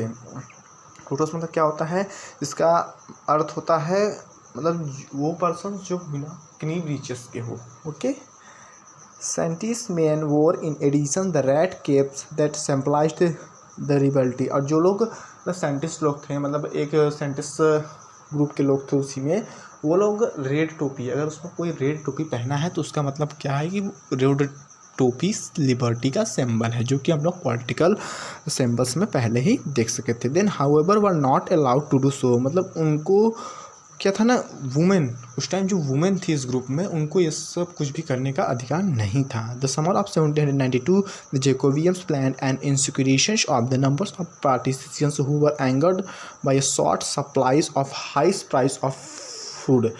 मतलब जो गर्मी का मौसम था, समर था फ्रांस में 1792 में, तो जैकोबियन ने एक प्लान बनाया कि इंसिक्योरेशंस ऑफ नंबर ऑफ पार्टिसिपेशन, मतलब इसमें जितने भी पार्टिसिपेशन हैं उनको गुस्सा दिलाया जाए। वो लोग गुस्सा हो गए, उन लोग को गुस्सा क्यों, कैसे दिलाया उसने क्या किया कि उनको बताया कि आपका ये जो शॉर्ट सप्लाईज, मतलब ये जो आप कम ये सब सामान बेचते हैं, ये हाई प्राइस ऑफ फूड, इसमें बहुत ही ज़्यादा दाम लगाए जा रहे हैं।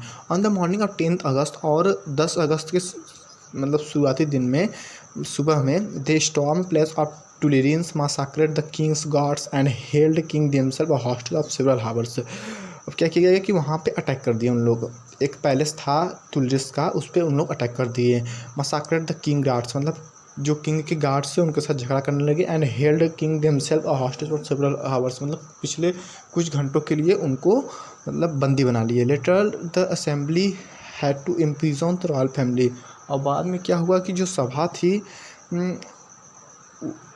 Letter the assembly had to imprison the royal family, वो सभा थी वो रॉयल फैमिली के लोगों को छुड़ाने के लिए इलेक्शन का माहौल बना ली। इलेक्शंस पर हेल्ड, इलेक्शन कराया गया। From now all the main of 21 years and above regardless of their wealth got the rights votes।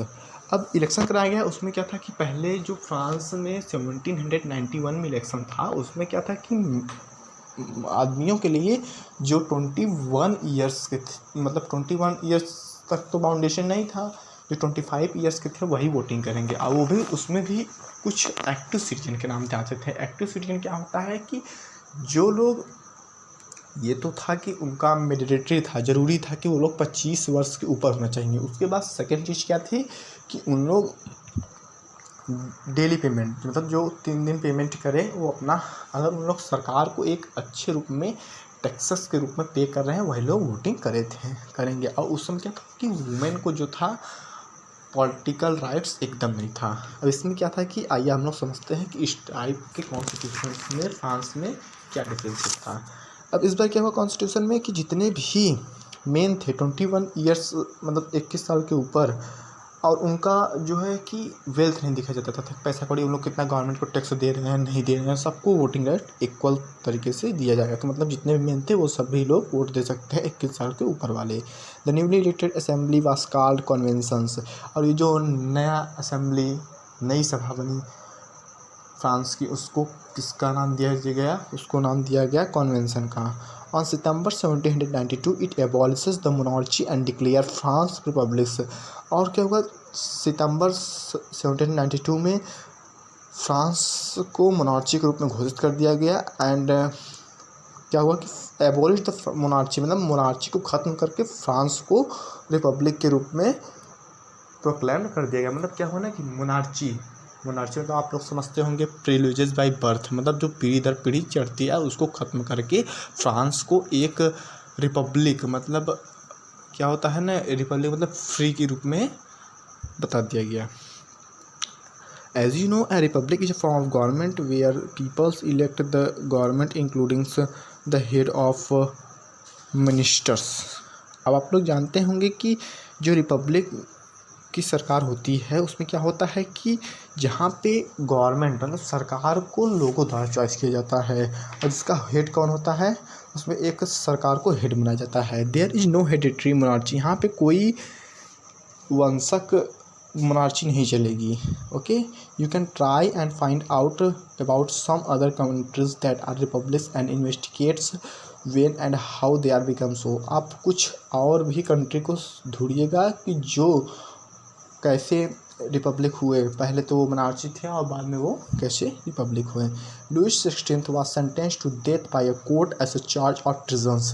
क्या हुआ, लुईस 16 को, मतलब वहाँ पे जब ये कॉन्स्टिट्यूशन बना तो उस टाइम जुडिशरी में था, कोर्ट के द्वारा ये ऑर्डर दे दिया गया कि लुईस 16 को जेल में डाल दिया जाए। और क्या हुआ, on 21 January 1793 he was executed publicly at the palace of Concorde. अब क्या हुआ, 21 जनवरी से 1793 में लुईस 16 ख़त्म हो गया, मतलब उसकी डेथ हो गई। ये बहुत ही इम्पोर्टेंट है बच्चों, उसको एक बार फिर से सुनिए आप लोग। क्या हुआ कि 21 जनवरी 1793 में लुईस 16 का डेथ हुआ, और कहाँ पे हुआ, पैलेस डी ला कॉन्कॉर्ड में। ओके, इसको आप लोग याद रखिएगा।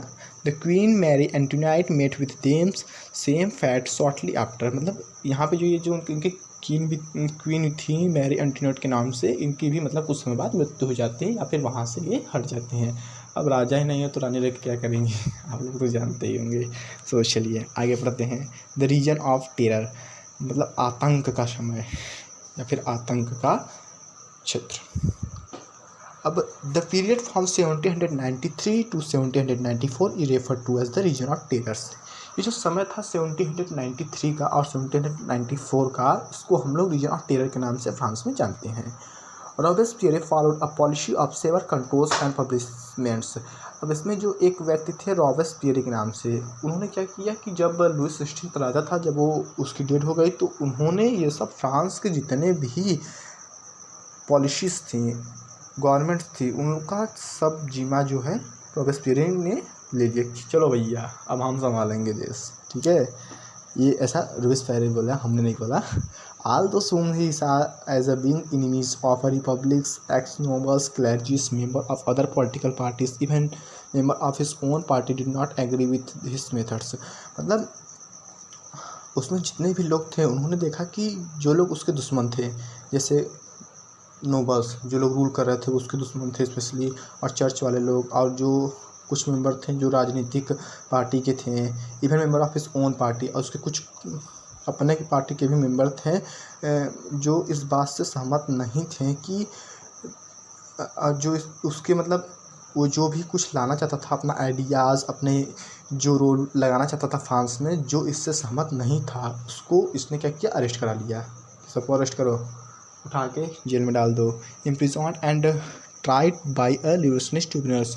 और उनको क्या किया कि एक रिवोल्यूशनरी ट्रिब्यूनल के रूप में जेल में डाल दिया। If a court found them guilty, अगर क्या हुआ कि अगर मतलब कोर्ट के द्वारा अगर किसी को द्रोही साबित कर दिया गया तो दे वर गुल्टिनाइड, उनको गुल्टिनाइड कर दिया जाता था। ये गुल्टिनाइड होता क्या है? गुल्टिनाइड एक डिवाइस टाइप का है कि जो क्या था, कॉन्सिस्टेंट ऑफ टू पोल्स, जो कि दो, अगर हम गुल्टिनाइड देखेंगे तो हम लोग को देखने को मिलेगा उसके अगल बगल हम लोग को दो बड़े बड़े, आप नेट पे सर्च कर लीजिएगा गूगल पे कि व्हाट इज गुल्टिनाइड। गुल्टिनाइड आप जब सर्च करेंगे आपको देखने को मिलेगा एक डिवाइस टाइप का है जिसमें ब्लेड लगा था, मतलब दो ऐसे पोल टाइप के हैं। एक टेबल देखेंगे आप, टेबल को देखने को मिलेगा, जब टेबल्स ऊपर होगा तो उसमें दो मतलब क्या होता था, ब्लेड टाइप के लगे जाते थे। ब्लेड रख के बीच में किसी आदमी का सर रख के उसको चला दिया जाता था, उससे क्या होता था, आदमी के हेड जो है कट जाते थे और आदमी की तुरंत मृत्यु हो जाती थी।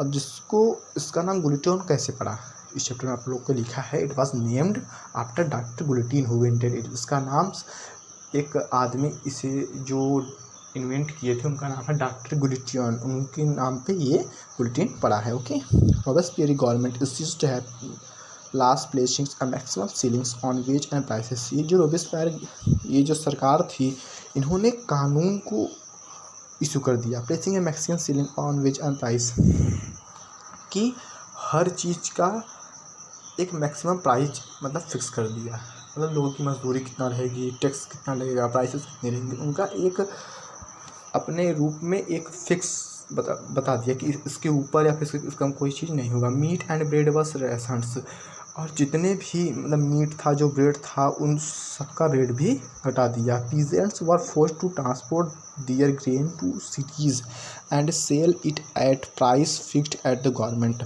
अब जो किसान लोग थे उनको क्या कहने लगे कि उनका जितना भी अनाज पैदा हुआ उनको कहें कि आप इसको शहर में बेचिए, और शहर में कैसे बेचेंगे कि एक गवर्नमेंट द्वारा प्राइस फिक्स कर दिया गया था कि आप इतने प्राइस के अंदर ही इसको बेचेंगे। The use of more expensive white flour and forbidden, और जो कि अब क्या तो था कि जो वाइट फ्लोर था उसको बंद कर दिया गया। All the citizen were required to eat the pain delicate equality bread. White flour आटा को बंद करके सभी सिटीजन क्या कहेगा कि आप सिंपल आटा खाएंगे या फिर इक्वलिटी ब्रेड, मतलब सभी लोग इक्वल तरीके के खाना खाएंगे। A loaf made of whole wheat, और जो कि किसका बनता था, एक टुकड़ा, रोटी का टुकड़ा किससे बनता था, वोल मीट, मतलब पूरे गेहूँ से बनता था। Equality was also sought to be practised through form of speech and address. अब क्या हुआ, equality was also sought to be practised. अब वहाँ पे मतलब रोबेस्पियर का कहना था कि सबको अपना विचार, अपनी बात रहने के लिए अधिकार मिलना चाहिए। Instead of traditional monsieur sir and madams all Frenches man and womens were henceforth citoyen and citoyen. और इसमें क्या था कि तुरंत ही जितने भी मतलब कुछ प्रारंभिक टाइप के मॉन्टेस्क्योर थे, जैसे सर हो गया, मैडम हो गया, और जितने भी ऑल फ्रेंच के सब मतलब मेन और वुमेन थे, उनको क्या किस नाम से जाना गया, सिटियन। सिटियन मतलब क्या होता है, सिटीजन्स एंड सिटियन। आप लोग बुक में देखेंगे आप लोग को मिलेगा, थोड़ा डिफरेंस आप लोग को देखने को मिलेगा, बट आप लोग समझ जाएंगे। Churches were shut down and their buildings converted into barracks and और ऑफिस। और जितने भी वहाँ पे चर्च थी उसको बंद करा दिया। रोबेस्पियर ने क्या किया, सबको बंद करो, चर्च इधर कुछ नहीं चलेगा। And their buildings converted into barracks, और उनके ये जो बिल्डिंग थी उनको कन्वर्ट करके ब्रैक्स में कन्वर्ट कर दिया, और ऑफिसेस में। Robespierre persuaded his policies so reluctantly they even his supporters began to demand modernizations. अब रॉबर्टस्पियर किससे क्या हुआ कि परसुएडेड हिज पॉलिसीज, वो अपने पॉलिसी को और ही बढ़ा रहा था। इससे क्या हुआ कि recently they even his supporter began to demand modernisations, और यहाँ पे जितने भी इसके सपोर्टर थे उन्होंने क्या किया कि अब हमें ऐसी वो नहीं चाहिए, वो इसको कुछ नए तरीके से देखना चाहते थे, उसमें बदलाव देखना चाहते थे। और फाइनली अंत में क्या हुआ, he was convicted by a court, मतलब वो सरकार के द्वारा आदेश दे दिया गया कि रॉबेस्पियर को गुलिटीन में अरेस्ट, मतलब रॉबेस्पियर को जुलाई 1794 में अरेस्ट कर लिया गया and on the next day sent to guillotine, और अगले दिन उनको गुलिटीन में, मतलब आप लोग समझिएगा गुलिटीन एक डिवाइस है जिसमें आदमी का सर कट जाता है और ही और सी इज़ फाइनली डेड। जिसमें क्या हुआ, अब रॉबेस्पियर खत्म, ही इज़ फाइनली डेड। अब क्या होगा, अब फ्रांस में करेक्ट करके पीछे से आप लोग को हम रिकॉल कराते हैं। क्या सबसे पहले क्या हुआ, 1791 में एक पहली बार फ्रांस में कॉन्स्टिट्यूशन बना, वो कुछ दिन चला, वो डिस्ट्रॉय हुए, उसके बाद कॉन्स्टिट्यूशन बना। उसके बाद जब कॉन्स्टिट्यूशन बना तो अब क्या 1791 में जो कॉन्स्टिट्यूशन था उसमें क्या था, उसमें क्या था कि जितने भी 25 साल के ऊपर वाले लोग थे उनको वोटिंग करने का अधिकार था। अब उसके बाद जब कॉन्स्टिट्यूशन बना 1793 में, तो उसमें क्या था सिस्टम की, उसमें जो सिस्टम था कि मतलब जितने भी 21 साल के ऊपर लोग थे उसमें कॉन्स्टिट्यूशन बनेगा। और ये जो उसके बाद क्या हुआ कि जब लुई 16 की जब डेथ हो गई तो उसके बाद फिर से ये जो पूरा रीजन टेरर आतंक का समय, ये इसमें एक रॉबेस्पियर आए जिन्होंने अपने हाथ में सब कमांड ले ली और उन्होंने कहा कि चलो भैया अब हम हैं, हम सब करेंगे। जब उन्होंने ज़्यादा आतंक किया तो उनको हटाया गया। उनके बाद क्या हुआ, फिर से डायरेक्ट रूल्स। अब क्या होगा, फ्रांस में डायरेक्ट्रिस रूल आ गए। अब ये डायरेक्ट्रिस रूल क्या होते हैं, आइए हम लोग उसको पढ़ेंगे तब समझेंगे आगे ये डायरेक्ट्रिस रूल्स होती क्या हैं। The fall of Jacobin government allowed the wealthier middle classes to seize powers. अब जो जैकोबियन की सरकार थी वो बहुत ही धनी थी, और वो कौन लोग थे, वो मिडिल क्लास से बने हुए थे। A new constitution was introduced which denies the vote to non propertied section of society. अब जो नई संविधान फ्रांस की बनाई गई वो किसके द्वारा बनाई गई, non propertied section of society, मतलब उस विभाग के सोसाइटी से बनाई गई जो नॉन प्रोपेनाइज्ड हैं।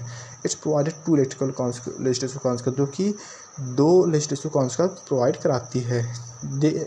This then appointed a directory executive made of 5 members. उसमें जो डायरेक्टरी एग्जीक्यूटिव बनते हैं उसमें 5 मेंबर्स मिला के बनते हैं। अब पहले क्या था, इन लोग अकेले सब करेंगे, लेकिन इसमें अकेले की बात नहीं थी, इसमें 5 मेंबर को शामिल किया गया किसी भी तरीके का डिसीजन लेने के लिए। ओके, अब क्या होगा, this was meant as safeguards distinct the constitution of power in one man executive as under the Jacobins. अब इसका मतलब क्या, तो जितने भी पावर होंगी वह एक मैन के अंदर नहीं होगी। ये जो 5 मेंबर हैं उनको सबको मिला के ये डिसीजन कोई भी फ्रांस में लिया जाएगा। हाउएवर जबकि directory often clashed with the legislative councils who then sought to dismiss them. उसमें क्या हुआ कि लो भैया 5 लोग आ गए, हो गया लड़ाई। मतलब कोई भी, जैसे मान लो कोई अपना एक आइडिया लेकर आया था तो अगले लोग नहीं मानते थे, इसमें क्या हुआ था, ये 5 लोग में झगड़ा हो गया था। Political stability directory paid the way for the rise of military dictators Napoleon Bonaparte. इसमें क्या हुआ कि अब वहाँ की राजनीतिक स्थिति एकदम गड़बड़ थी, उसी बीच क्या हुआ, डिक्टेटरशिप आई। डिक्टेटरशिप क्या हुआ, नेपोलियन बोनापार्ट की एंट्री हुई। बधाई हो, आप लोग इसको जरूर याद रखिएगा। नेपोलियंस को आप लोग क्लास 10th चैप्टर 1 में भी पढ़ेंगे, सो इसको प्लीज़ एक बार आप लोग अच्छे से लर्न रखिएगा। अब ये कौन थे, हाँ, मिलिट्री डिक्टेटर्स थी। Through all these changes in the form of government, the idea of freedoms, of equality before the law, and of fraternity remained inspiring ideas and motivated political movements in France and rest of Europe during the following years. अब ये सब क्या था, इसने जो था वो France की जो सरकार थी उनके आइडिया को चेंज किया। द आइडियल ऑफ फ्रीडम मतलब फ्रीडम का आइडिया लाया।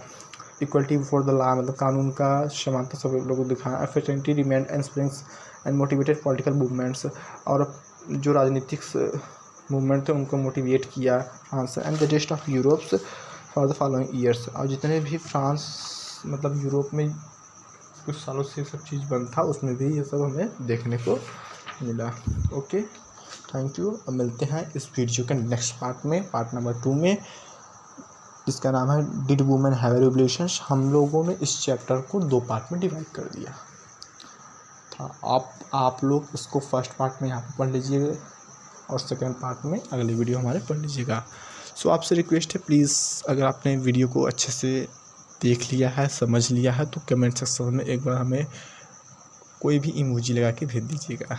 जैसा कि दोस्तों आप लोग जानते हैं, मेरा नया चैनल है, हमने बहुत मेहनत करके पीपीटी बनाई है, आप लोग को वीडियो बनाया है आप लोग के लिए। So I requested to all of you that please likes and subscribe and share my videos. If you any mistakes finds in my videos or lectures, so please tell me in my comment sections. Okay, so तब तक के लिए thank you. We will meet in my next video. Okay.